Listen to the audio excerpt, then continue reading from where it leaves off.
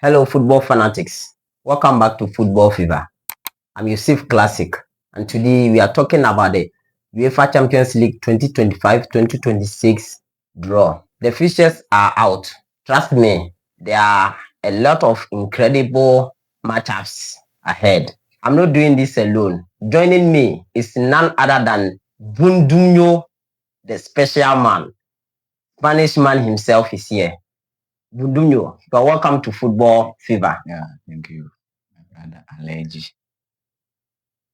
This draw was full of special matchups. Let's jump into it. What was the first thing that catch up your mind? Well, thank you. Before I'll hop into the draw, probably talk about it. As we all know, the UEFA Champions League has been one competition since established into football. So it has caught up the minds of everybody, especially football loving fans. Sure. Both sporting wise, economic wise, it has really gained grounds, and it has really caught the attention of football loving people across the globe. So that is it.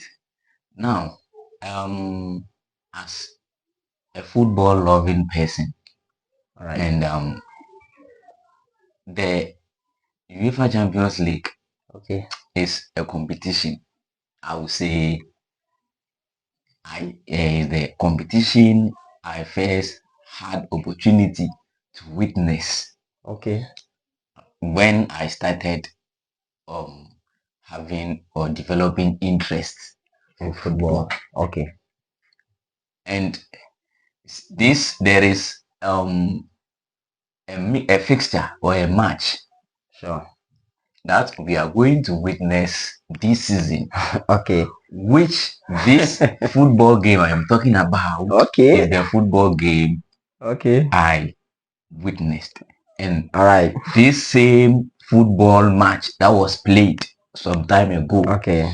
was the same football match that made me choose a club Okay. that I support. All right. So that is it. So I don't know if I'm permitted to move in. Okay. To So the draw itself. Let's jump straight into the matchups. For me, I think Chelsea's features are brutal. Playing with Barcelona, Bayern Munich, Benfica, Ajax, Napoli, and these features are somehow difficult for me. So let's see what this new Chelsea is going to show the world of football. Well, as I was saying, currently I am known to be a Barcelona fan. Sure. Very good. Okay. And as I was also saying, in the year 2006, all right, I was 7 years old. I was a boy. Oh. Then my dads, all right, let me say three, they were three in number. Okay. 3 siblings.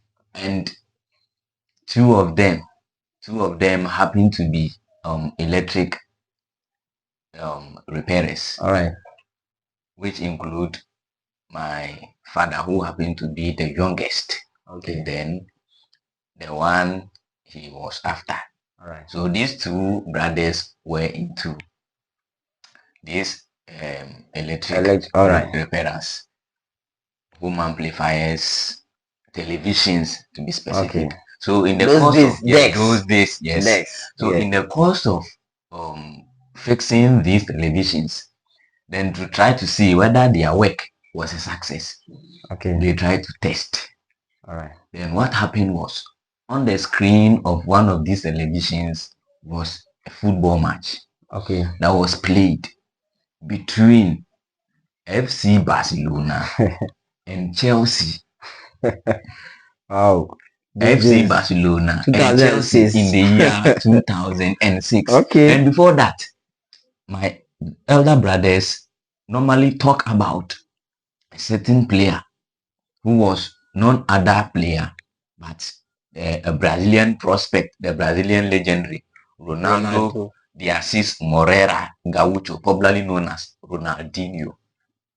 So before that, there was this Ronaldinho, who was transferred from Paris Saint-Germain to FC Barcelona. And I would say his arrival took FC Barcelona from slavery Okay. to freedom, where they were under the shadows of Real Madrid. This player came in, changed the destiny of FC Barcelona, where FC Barcelona started competing with Real Madrid. Wow. But aside that, there was this young player whom nobody knew, Sure. putting on jersey number 30 for FC Barcelona, where he took the ball along the flanks, then went past Arjen Robben by then. Then the next thing that came was a brutal challenge from then Chelsea player Del Hono, a Spanish international, where he received some booking, seems a booking, kind of a yellow or red. I was a boy by then. That is where I said, Charlie, who is this guy aside the almighty Ronaldinho? Okay. Then from there, the results that came on or that came out from that match, where Barcelona won the game on 2-1, where we had Thiago Motta by then. Sure. Now a current coach coaching one of these teams in Italy. He was featuring for Barcelona by then, where he scored an own goal. Whereas on the other hand, John Terry, the captain for Chelsea by then, also scored an own goal. Then probably Samuel Eto'o, the current FA president for the Cameroonian International, or the Cameroon Football Federation, then came out with a header. And from there, I decided to choose FC Barcelona as a team to support. All right. Now, years back or coming into today, these teams are going to face each other once again. I think this feature most fans from both parties were looking forward to witnessing this game this season, and probably I'm also a Chelsea fan. Since we qualified for this Champions League, I had one friend that I was talking to. Then I said, all I need is Chelsea meeting up with Barcelona in the Champions League, and of course it's going to happen.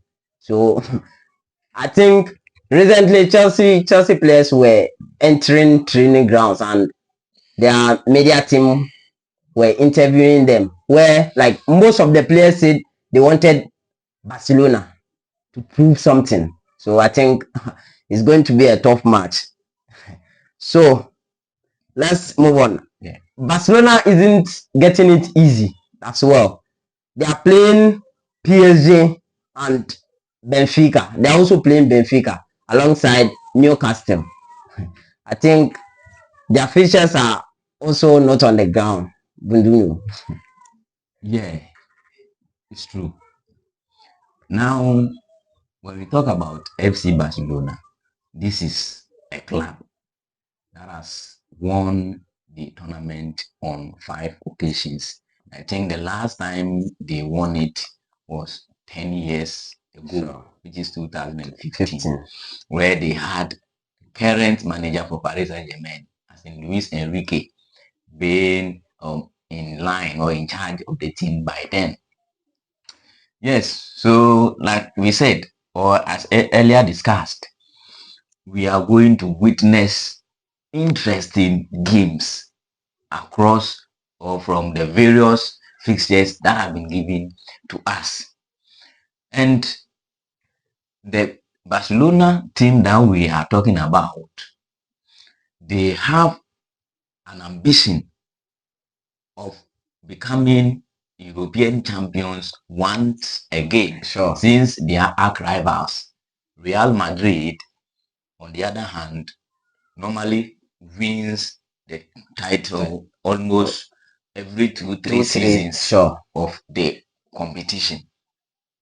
Now, I think their fixtures, and if I look at some of the teams that popped up, we saw Paris Saint-Germain there, we've seen Chelsea there, we've seen teams like Eintracht Frankfurt also there. Yes. And I would say all these three teams coming to play against Barcelona, I would say it's a time of revenge for FC Barcelona. Looking at the current performance that FC Barcelona have shown lately since Hansi Dieter Flick took charge, he has been able to put out or put together the necessary resources available. And in the Barcelona, we know, as usual, Sure. financially, they are struggling.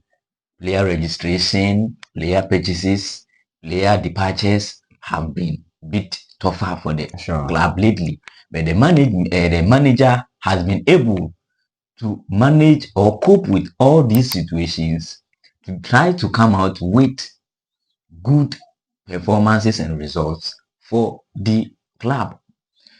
I think FC Barcelona and Eintracht Frankfurt met 2-3 seasons ago in the UEFA Europa League competition in the semi-finals or so, where they were being knocked out by Eintracht Frankfurt.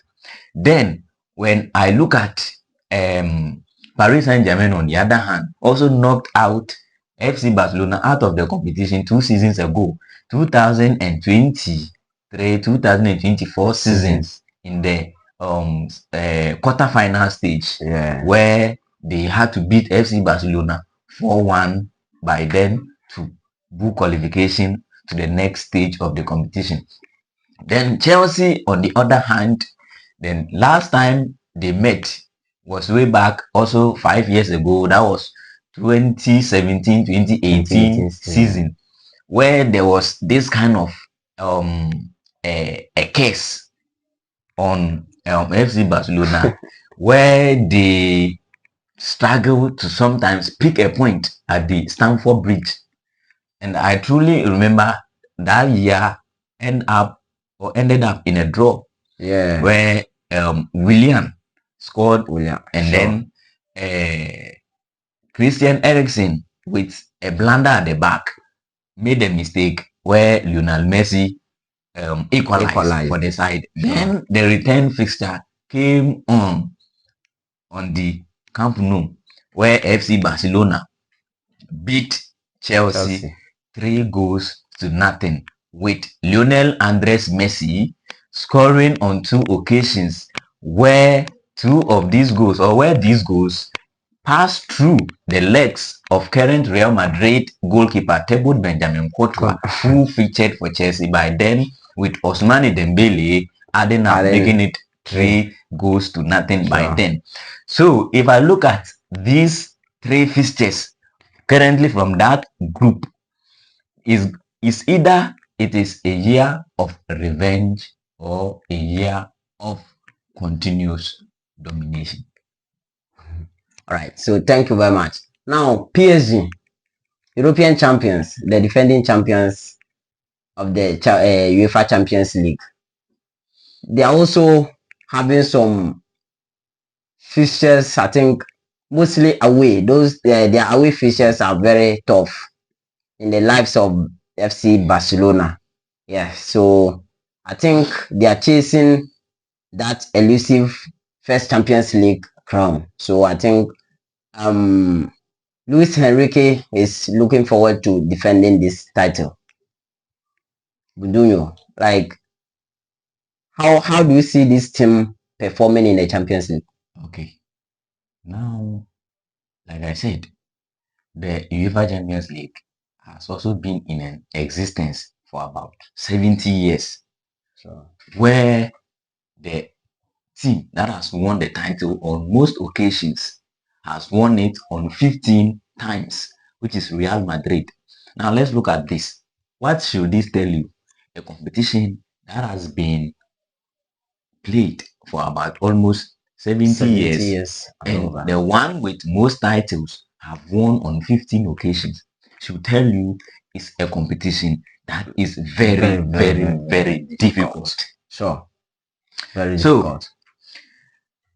I was getting kind of convinced with the kind of performances that Paris Saint-Germain have shown us, beating some big boys along the line, the likes of um, Real Madrid, the likes of Bayern Munich, the likes of Arsenal.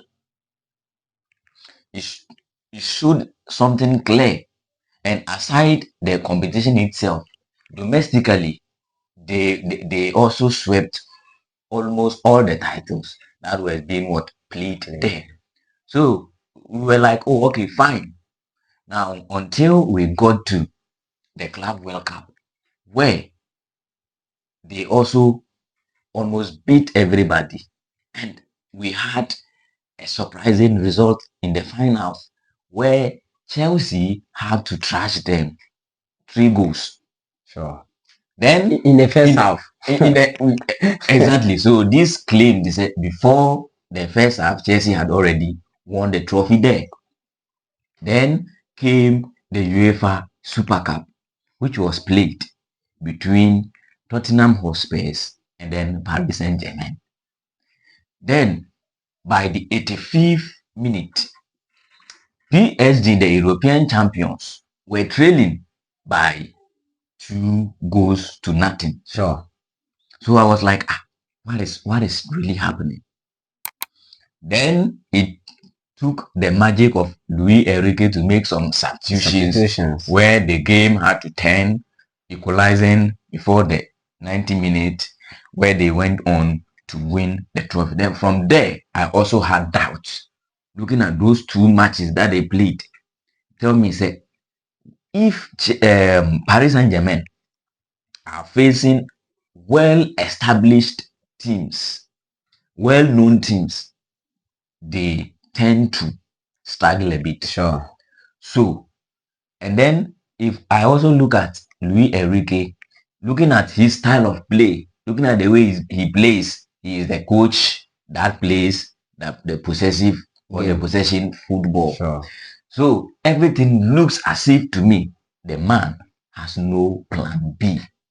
Whenever he is being caught or his possessive style of play is being captured by opponents, to come out with a different thing in game management is a problem for Luis Enrique. A situation whereby in these current draws, teams are highly motivated. Come to talk of almighty, the so-called world champions, Chelsea. Seeing them beat Paris Saint-Germain at CWC finals, they are telling the world that FC Barcelona should go forward to beat PSG as well, because they have already done the job. And if I look at Bayern Munich, on the other hand, they are also scoring goals left, right, center. Looking at Real Madrid, who didn't get a good season the previous season. I also look at Inter Milan, who were at the finals last season, where in fact they disgraced themselves. So coming into this new season of the competition, they will all try to make cases for themselves. So me personally, I don't think PSG will be able to defend the title. So that's that from the Spanish man on Paris Saint-Germain. All right, so Real Madrid, I think They are going against Liverpool once again, and this rivalry never stopped delivering. Last season we witnessed this fixture, and now it's going to happen again. And also they will be playing Manchester City, Pep Guardiola's side, who this season is not starting it well for me. Like, I think I don't know. These two fixtures for Real Madrid are, let me say, very tough for the Xabi Alonso side. Do you have something on this Real Madrid fixtures? Okay. To talk about Real Madrid, on the other hand, as you already said, Real Madrid will play Manchester City Sure. at the Santiago Bernabeu. They will they will pay a visit to the Anfield and play Liverpool. Okay. They will also go to the Allianz Stadium at Italy to play Juventus. Wow. Now, if I look at these matches, these are the three teams that happen to be the big boys in Europe. Although we have Benfica, we have Olympique Marseille, we have Olympiacos, we have Monaco, and they will face a debutant in Kairat Almaty from Kazakhstan. I think that fixture, when that fixture came, we saw how this team was very happy to hosting Real Madrid. Yeah, exactly. So to talk of Manchester City, talk of Liverpool, then probably Juventus.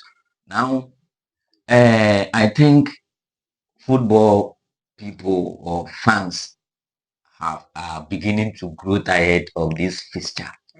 Real Madrid, Manchester City. Seems 2020-2021 season was the only time where they didn't face each other. Sure. Now from there coming, they meet almost every year. Season. So far as this competition is at stake.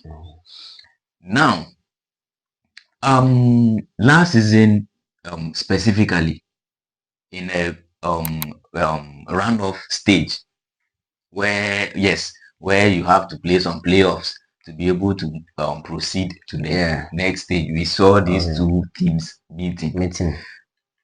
When Real Madrid, as in having Xabi Alonso as the new man to take the mantle of the coaching role, then already we also know with Joseph Pep Guardiola on the other hand as the man for Manchester City.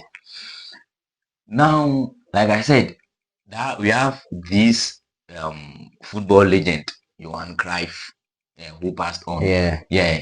He has some kind of disciples. Aside, apart from Luis Enrique, we also have Pep Guardiola, who happens to be one of his disciples. Where I said these are some kind of coaches who normally play the possessive football, where the tiki-taka style of play. Where I also said initially that whenever, apart from the tiki-taka style of play, they have no other thing to adapt. So whenever they are caught up, they find themselves fumbling. Now, I think personally, you said Pep Guardiola should have stepped down as the head coach of Manchester City the very year he won the Champions League for them. Manchester City, their desire was to win the Champions League. That was the rationale behind the spendings that we saw. It got to a time they saw that there was a certain missing piece in their puzzle, which was the striking role. So due to that, they went in for Erling Haaland, and that very season, the Champions League was won by Manchester City. So I think from there, Pep Guardiola should have stepped down, but he chose to continue. But we've seen, lately, the man has been struggling to give results.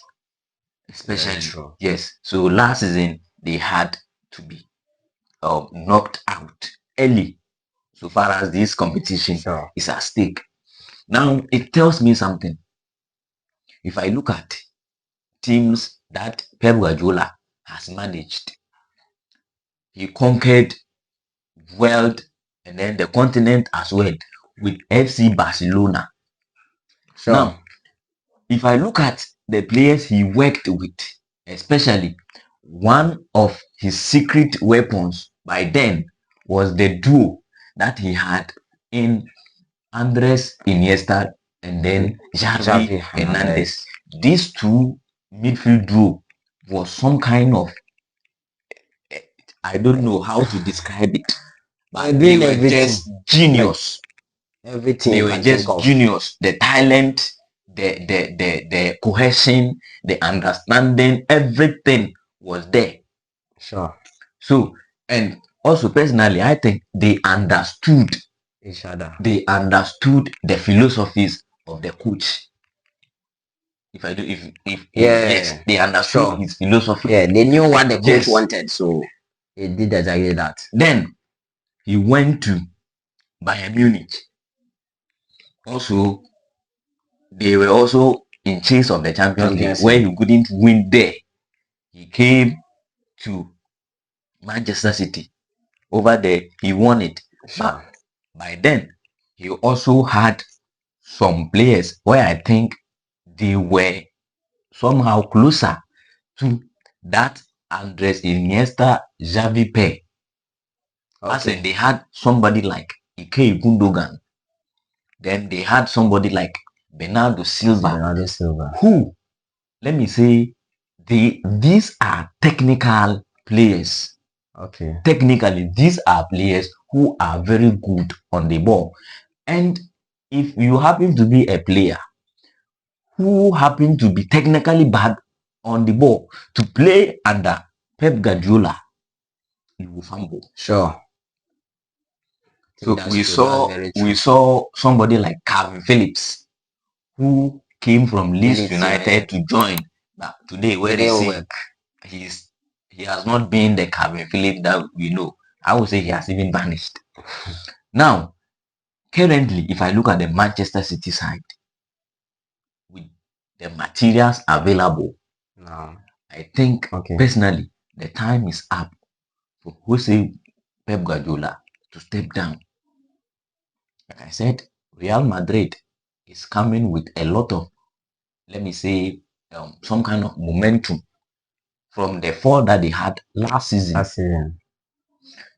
Where Guardiola is struggling to beat teams like, let me say, Nottingham Forest last season. They lost to teams like even Sporting CP at the Champions League, and you happen to face and looking at this season, the signs haven't been convincing. The results that Manchester City starting of the season is not convincing. Sure. It shows they might repeat the performance of last season.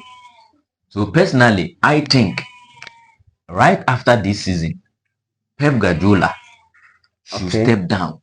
And also, I think after he steps down, if he decides to go into coaching, he should consider the national teams as well. That is on the Manchester City side. Then that of Real Madrid, we've seen Xabi Alonso also looking at their game against Osasuna, which happened to be La Liga match day 1, where he tried to play some kind of possessive football, where he played 659 passes accurately, but he failed to create chances. But in the second game, he played against Real Oviedo, where he scored 3 goals to nothing by then. Like I said, the goals came in late, very late. Yes. So what I have observed from now is, number one, this is my observation about Real Madrid. Number one, when it comes to playing the big boys, playing against the big boys, the established teams in Europe, Borussia Dortmund, Juventus, Paris Saint-Germain, Okay. Barcelona, they tend to struggle. Okay. They normally get the results from the smaller clubs, but they normally struggle. Okay. So that is number one. Then number two, if Xabi Alonso should decide to play a possessive style of football, I think he should get the necessary logistics All right. he will need to play this style of football. Now, when the transfer it is still open, right? Oh yeah. I think on Monday that It will close. yes. I was looking forward for Xabi Alonso to go in for Vitinha Okay. of Paris Saint-Germain. It will be very difficult because now looking at this Paris Saint-Germain team, there's no way they will be selling their big boys again. That is true. But if you look at the two teams, we have Real Madrid, we have Paris Saint-Germain here. One is a master, Sure. the other is a boy. Okay. And most players, All right. most players would love to play for Real Madrid. We have Real Madrid, we have Barcelona, where players go there, give interviews, and they will be like, "This is my dream club. Sure. This has been my dream club." That's true. Now, coming from the manager's angle, with the style of play that he said he wants to, or he wants to play. Okay. That is why he's trying to tell us he wants to change the style of the Real Madrid team from a direct playing football to a team that tries to dominate and control the game the more. And I think a player currently that can do that for you is Vitinha of PSG and then Pedri of Barcelona, where you know that one is a no-go area. So I think Real Madrid should have gotten somebody like Vitinha to beef up their midfield. Okay. Currently, the Real Madrid midfield that we are having, they have technically some good players in there.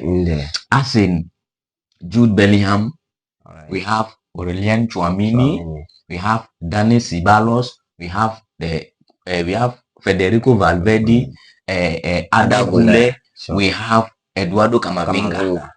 I think looking at this name that I've mentioned, creativity on the side of this thing is kind of insufficient. So unless Xavi Alonso will try to change probably from the style of play he wants to give us. Now, if you take this attitude to the Champions League, I am going to tell you, you will be shamed. Okay. So that is that on the Real Madrid aspect. All right. So let me ask this question: are they going to go far in the Champions League? Well, with my experience from the Champions League, the Champions League normally doesn't go in favor of the big boys. Teams that, let me say, performs domestically, normally they don't normally go far. All right. But we all know what Real Madrid are capable of. Real Madrid is a side that won't give you a convincing performance on the pitch, but they will always give you the results. The results. That's needed. Now, so to this question, the answer to this question will be derived from one singer, Enya, where she has this song entitled "Only Time," where she says, "Who knows where the road goes? Who knows? Nobody knows. Only time will tell." But so far as European champions are concerned, for now, I would say they might go far. Okay.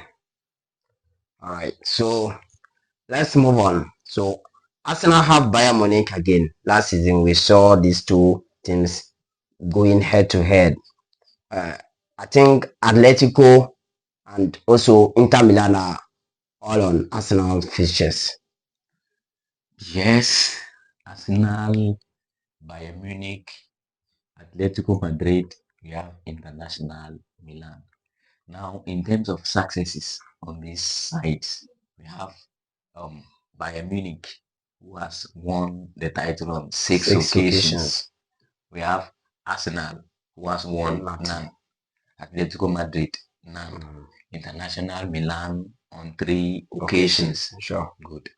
So, this should tell you, say, so far as the UCL, the UEFA Champions League is concerned, Arsenal has no case over there. And Atletico Madrid, they are unpredictable. And over there, I would say they are one team everybody should look at. I have already said it doesn't normally go in favor of the big boys, especially those who normally perform at the domestic level.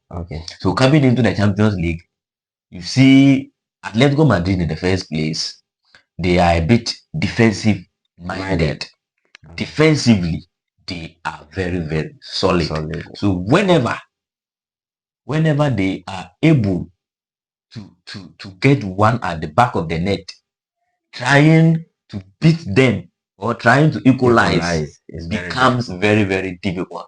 I quite remember they had to eliminate FC Barcelona from the competition on 2 occasions, on 2016 and then 2014. You see, before this 2016 was a season where Barcelona had earlier won the treble, and they replicated this form to the following season where they were beating everybody until they had to meet Atletico Madrid, where Antoine Griezmann had to punish FC Barcelona. They did the same thing in 2014, where even on this same season they reached the finals, where they lost to Real Madrid. So Atletico Madrid is one team that is very, very unpredictable, and as we all know, this season domestically, they are, in fact, they are really, really struggling. They are not. The start of the season is very bad. They lost on the first day, then drew on the second day to Espanyol and is it Elche? Yeah, Elche. The second goal. These are teams you are supposed to beat as title contenders. So Atletico Madrid at European soil, they are very, very strong there. Even last season, they put Real Madrid on ground. It had to take Real Madrid to beat them on penalties. So that is Atletico Madrid for us. Then that of Inter Milan. Inter Milan also, they have similar characteristics with Atletico Madrid. This is a team that has also won the treble.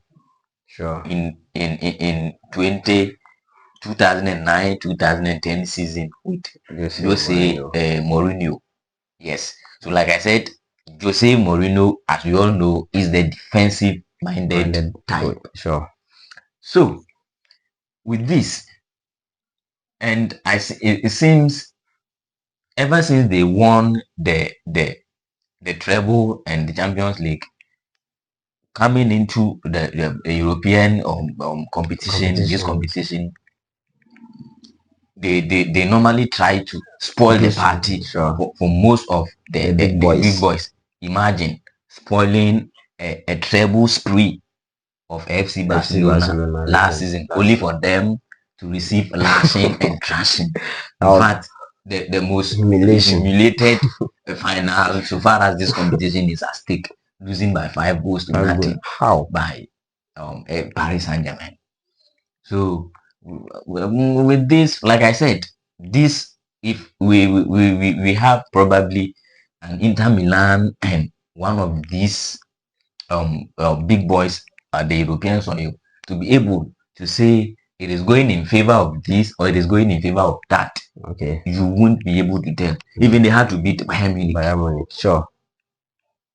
So Atletico Madrid, Inter Milan. You can't predict. They are unpredictable. You can't. All right. So Bayern Munich themselves are playing at Atalanta, and also they have Chelsea. This company side, what are we expecting? What should we be expecting from Bayern Munich this season in the Champions League? Because I think they've allowed most of their attacking players to depart, and also they've brought in new legs to perform very well. Well, I would say Bayern Munich, if I study their operations, Okay. they've been one side who normally or who doesn't have some kind of pressure on them on the ground, that they always know that before the season will come to an end, the Bundesliga title is already in their trophy cabinet. So all that they think of is the Champions League, season in, season out. How do we win the Champions League? So it led to bringing Pep Guardiola to coach the side where he didn't feel it. Sure. Then the last person or the last manager to do so was the current Barcelona manager, Hansi Flick, who had to win the title for them during the Corona era. Yeah, COVID season. Yeah. Now they had somebody like Robert Lewandowski. They had Kingsley Coman. They had Leroy Sané. They had Gnabry currently. Yeah. They also had Felipe Coutinho. So I am saying this in line to the Nicolas Jackson situation. Okay. Now Bayern Munich always know what to do, and I will also say they've always gotten it right so far as their transfers are concerned. Okay. They had to bring Coutinho on loan only for him to be shipped out. So that season, was it trophy won or not? It was won. Along the line, they brought James Rodriguez from Real Madrid on loan. Sure. Before the season will end, they pushed him out. And so on Bayern Munich side, so far as this competition is at stake, let's not also forget one Dipati is their experienced Thomas Müller, who has left to the MLS. Now, like I said, Thomas Müller and the likes, they always know what to do, especially when it comes to let's hit them. Sure. Let's hit them. FC Barcelona, Real Madrid, Borussia Dortmund, a lot of big boys have fallen victims in the hands of Bayern Munich and these players. Now they have some kind of a sensation, as in Michael Olise. Okay. Who also week in, week out is what banging in goals and assists. So we are not feeling the departures, the absence of some players. Sure. If you get it. So yes. So that is how it is so far as Bayern Munich is at stake. And they are also like there are some kind of this attacking minded side. So lately, what we've seen on the side of Bayern Munich has been their defense. Their defense is what we are seeing. Sure.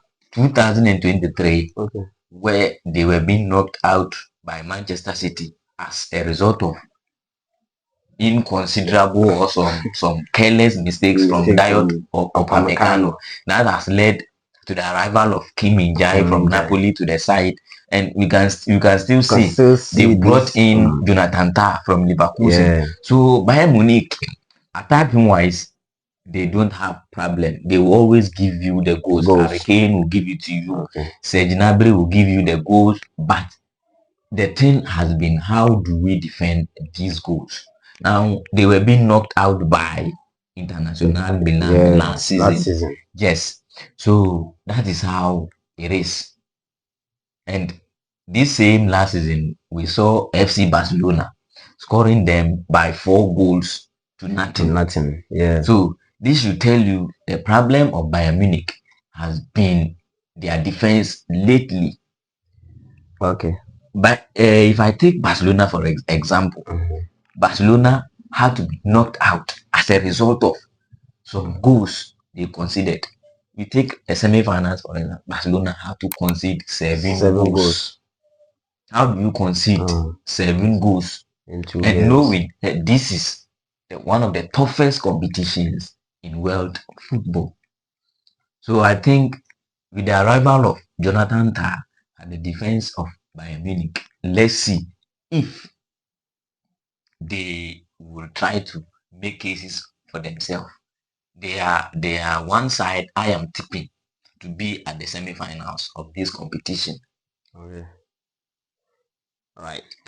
So talking about the big boys, I think Benfica are also having some big fixtures. They are playing Chelsea, they will play Bayern Munich, and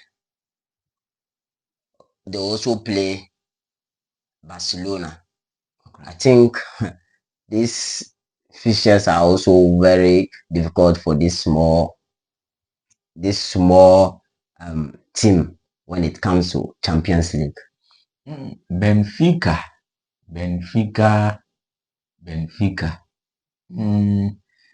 I think they've been winners or champions of this competition. Okay. They've ever won the competition in the 60s. Okay. Where with this legend who passed on, Eusebio da Silva. All right. Yes, they are champions of the competition. So, and when or so far as Champions League is concerned, almost they've been there. They have the experience. They have the experience. And Benfica is one side. Every team needs to be very careful whenever they face. See, we tag them as small club. Sure. We tag them as small, but they are not as small as we see them. They can cause havocs and surprises whenever they meet. It had to take Barcelona last season a 90+ minute for them to beat them. And before that, they were even beating Barcelona by 4 goals. Before Barcelona had to come back. So Benfica, they can cause havocs, and in most seasons they normally qualify from the group stage and then proceed to the next stage of the competition. So one team we shouldn't undermine along the line is Benfica. Okay. So that is it. All right. So that's the breakdown for the 2025-2026 Champions League draw. The big boys, Real Madrid, Barcelona, Chelsea, all have some blockbuster fixtures, and I think it's very hard. Winning this competition is very, very, very difficult. As the Spanish man said, it's very difficult to win this title. Looking at the stats, a competition that has been played in over 75 years, and the one with the most titles only have 15. That should tell you it's a very difficult tournament. So Budunyo, if I had to pin down for one day, which one do you think will shine the brightest this season? Like I said, this is a competition with lots of big boys and underdogs, and we even have debutants in them. 4 teams making the appearance for the first time. Okay. We have Union Saint Gilloise from Belgium, Kalmite, or whatever. yes, from Kazakhstan. Then we have Paphos from Cyprus. Then we have seems four of them. Yeah, Bodo from Bodo Bodo Glimt Glimt. from Norway. These are uh, the debutants there. Then when it comes to teams that have won the competition, we have Real Madrid there, we have Barcelona, we have Bayern Munich, we have Chelsea, we have Borussia Dortmund, we have International Milan. These are also teams that have won the competition. Then we have some teams that have also gone closer but are yet to win the it. As in Arsenal, and then we have Atletico Madrid. If I see, or if I should choose a team that will make an impact or that can cause some kind of surprises, these are the two teams that I think can make surprises in there. We have Arsenal. Okay. Then we have Atletico Madrid.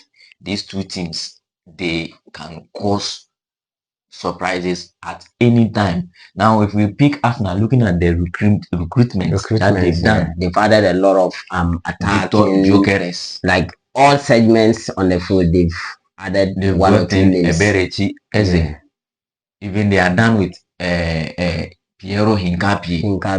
They brought in this guy Kepa Arrizabalaga, Mikel Merino. Last season they brought in this Spanish guy from Real Sociedad just recently, Martin Zubimendi.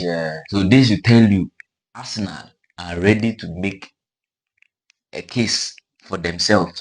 So far as they are being tagged as a team from lending, so far as the lending teams are concerned, they are almost being mocked.